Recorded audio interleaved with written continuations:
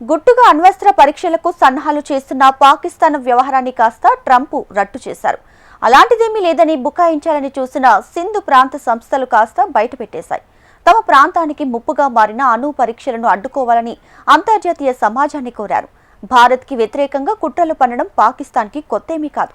భారత్ చేతిలో ఎన్నిసార్లు చావు దెబ్బలు తిన్నా బుద్ధి మాత్రం రాలేదు. రహస్యంగా అణు కార్యకలాపాలు కొనసాగించడంలో పాకిస్తాన్కి దశాబ్దాల చరిత్ర ఉందని వ్యాఖ్యానించింది భారత విదేశాంగ శాఖ. ఈ వ్యవహారాన్ని అంతర్జాతీయ సమాజం దృష్టికి తీసుకువెళ్తామని ప్రకటించింది. పాముకు కోరల్లోనే విషం ఉంటుంది, కానీ మన పొరుగుదేశం పాకిస్తాన్కు నిలువెల్లా విషమే. భారత్కు వ్యతిరేకంగా నిరంతరం కుట్రలు కుతంత్రాలు పన్నటం ఆ దేశానికి కొత్తేమీ కాదు. భారత్ మీద ఇప్పటివరకు చేసిన ప్రతి యుద్ధంలోనూ చిత్తుగా ఓడిపోయిన పాకిస్తాన్ తన దుష్ట బుద్ధిని మాత్రం మార్చుకోవటం లేదు. ఉగ్రవాదులను తయారు చేసి భారత్లో దాడులకు ప్రేరేపించడం ఆ దేశానికి కొత్తేమీ కాదు. పహల్గాం ఉగ్రదాడి తర్వాత భారత్ చేపట్టిన ఆపరేషన్ సింధూర్లో ఘోరంగా దెబ్బతిన్న పాకిస్తాన్ చివరికి కాళ్లబేరానికొచ్చింది. కానీ కుక్కతోక వంకర అన్నట్టుగా మళ్లీ యథావిధిగా భారత్ మీద కుట్రలు ప్రారంభించేసింది. ఇటీవల అమెరికా అధ్యక్షుడు డొనాల్డ్ ట్రంప్ ఉన్నట్టుండి పెద్ద బాంబే పేల్చారు. అనేక దేశాలే అణు పరీక్షలు చేస్తున్నప్పుడు మేమెందుకు చేయరాదు అని అమాయకంగా ప్రశ్నించారు. అణు పరీక్షలు చేస్తున్న దేశాల్లో పాకిస్తాన్ కూడా ఉందని కుండబద్దలు కొట్టారు.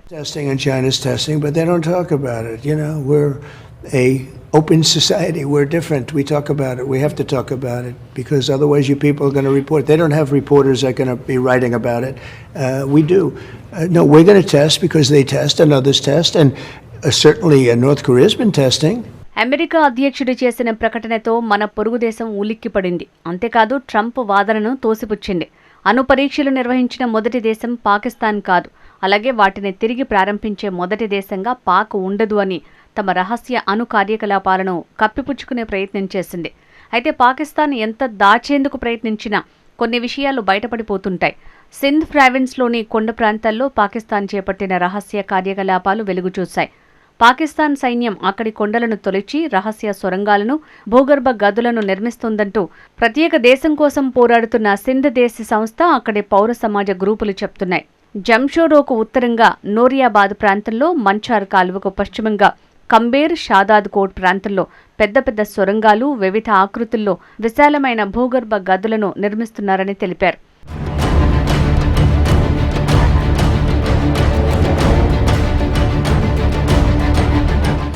పాకిస్తాన్ ప్రభుత్వం రహస్యంగా చేస్తున్న ప్రయత్నాలతో సింధ్ ప్రాంత భద్రత ప్రమాదంలో పడిందని ఈ సంస్థలు ఆరోపించాయి. అటువైపు ఎవరూ పోకుండా సైన్యాన్ని కాపలా ఉంచారని పేర్కొన్నాయి. అతి రహస్యంగా అణు పరీక్షలు నిర్వహించడం, భారత దాడులకు దూరంగా అణ్వాయుధాలను దాచడం ఉద్దేశమై ఉండొచ్చునని అనుమానం వ్యక్తం చేశాయి. ఈ ప్రయత్నం నుంచి పాక్ సర్కార్ను అడ్డుకోవాలంటూ ఐక్యరాజ్యసమితి ప్రధాన కార్యదర్శి ఆంటోనియో గుటెరస్, అంతర్జాతీయ అణుశక్తి సంస్థ, మానవ హక్కులు, అణు నిరాయుధీకరణ విభాగాల ప్రతినిధులకు ఈ సంస్థలు లేఖలు రాశాయి. సింధ్ ముత్తహిదా మహాజ్ చైర్మన్ షఫీ బుర్ఫాద్ విడుదల చేసిన ఈ లేఖలో సింధ్ ఎక్కడెక్కడ సొరంగాలను తవ్వుతున్నారనే వివరాలను పొందుపరిచారు. అణు రేడియో ధార్మికత ప్రభావంతో ప్రాణాంతక వ్యాధులు తమను చుట్టుముట్టే ప్రమాదం ఉందని ఆందోళన వ్యక్తం చేశారు. ఈ ఏడాది ఏప్రిల్ 30 నుంచి 12 మే మధ్య ఆఫ్ఘనిస్తాన్, పాకిస్తాన్ ప్రాంతాలలో సంభవించిన 4 నుంచి 4.7 తీవ్రత గల భూకంపాల నేపథ్యంలో పాకిస్తాన్ రహస్యంగా అణు పరీక్షలు చేపట్టిందనే అనుమానాలు వ్యక్తమవుతున్నాయి. మరోవైపు ప్రపంచంలో అణ్వాయుధాలను పరీక్షిస్తున్న దేశాల్లో పాకిస్తాన్ కూడా ఉందని అమెరికా అధ్యక్షుడు ట్రంప్ చేసిన వ్యాఖ్యలను నిశితంగా పరిశీలిస్తున్నామని భారత విదేశాంగ శాఖ వెల్లడించింది. రహస్యంగా, చట్టవిరుద్ధంగా అణు కార్యకలాపాలు కొనసాగించడంలో పాక్కు దశాబ్దాల చరిత్ర ఉందని పేర్కొంది. స్మగ్లింగ్, ఎగుమతి నియంత్రణ ఉల్లంఘనలు, రహస్య భాగస్వామ్యాలు దశాబ్దాలుగా పాకిస్తాన్కు అలవాటేనని, ఏక్యూ ఖాన్ నెట్వర్క్ విస్తరణ చుట్టూ ఇది కేంద్రీకృతమైందని విదేశాంగ శాఖ అధికార ప్రతినిధి రణధీర్ జైష్వాల్ పేర్కొన్నారు. ఈ అంశాలను అంతర్జాతీయ సమాజం దృష్టికి భారత్ ఎల్లప్పుడూ తీసుకువెళ్తూనే ఉంటుందని తెలిపారు.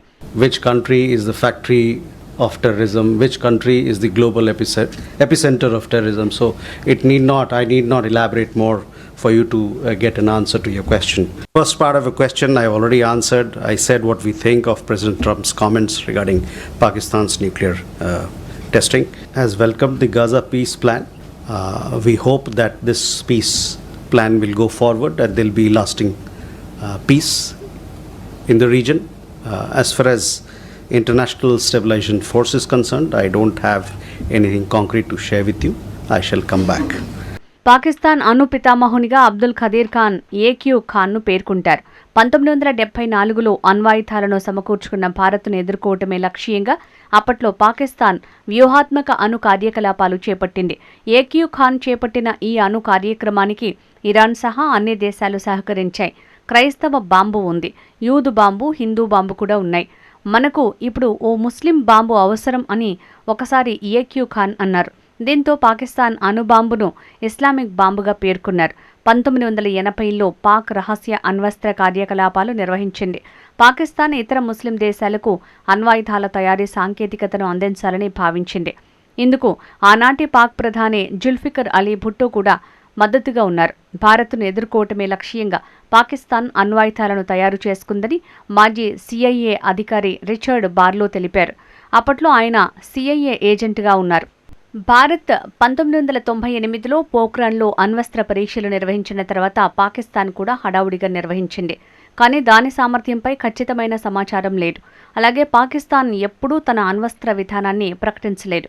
ఇందుకు భిన్నంగా భారత్ ముందుగా అణ్వాయుధాలను ప్రయోగించరాదనే విధానాన్ని ప్రకటించింది. అయితే రసాయన, జీవ సంబంధిత దాడుల విషయంలో ఎలా స్పందించాలనే దాని గురించి 2003లో భారత్ తన విధానాన్ని ప్రకటించింది. కొన్ని పరిస్థితులను బట్టి ముందుగానే అణ్వస్త్రాలను ఉపయోగించేందుకు ఈ విధానం అనుమతిస్తుంది. కాగా పాకిస్తాన్ వైఖరిని గమనించిన తర్వాత భారత్ తన విధానాన్ని మార్చుకున్నట్టు తెలుస్తోంది. భారత్ ఈ విధానానికి కట్టుబడి ఉండాల్సిన అవసరం లేదని 2016లో నాటి రక్షణ మంత్రి మనోహర్ పారికర్ ప్రకటించారు. దీంతో పాకిస్తాన్ మరింత హద్దుల్లో ఉండాలని స్పష్టం చేసినట్లయింది. భారత్, పాకిస్తాన్ల దగ్గర దాదాపు చెరి 170 అణ్వాయుధాలు ఉన్నాయని Stockholm international peace research institute అంచనా వేసింది. రెండు దేశాలు తమ అణ్వాయుధాలను ఉపరితలం నుంచి ప్రయోగించే క్షిపణులతో కలిపి మోహరించాయని రక్షణ నిపుణులు చెబుతున్నారు. భూమితో పాటు సముద్రం, ఆకాశం నుంచి వార్హెడ్లను ప్రయోగించే సాంకేతికతను అభివృద్ధి చేస్తున్నాయని భావిస్తున్నారు.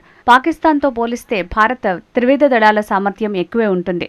కాగా పాకిస్తాన్కు భారత్పై అణుదాడి చేయటం అంత సులభం కాదు. భారత్కు ఉన్న పటిష్టమైన రక్షణ వ్యవస్థలు ఆ దేశ క్షిపణులు, డ్రోన్లను మధ్యలోనే చిత్తు చేయగలవని ఓ అంచనా. భారత్లోని చాలా నగరాలు పాకిస్తాన్కు దూరంగా ఉంటాయి. కానీ పాకిస్తాన్ నగరాలు భారత భూభాగానికి చాలా దగ్గర. పాకిస్తాన్ దుస్సాహసానికి దిగితే భారత్ ఆ దేశాన్ని నిమిషాల్లో బూడిద చేయగలదని చెప్పొచ్చు.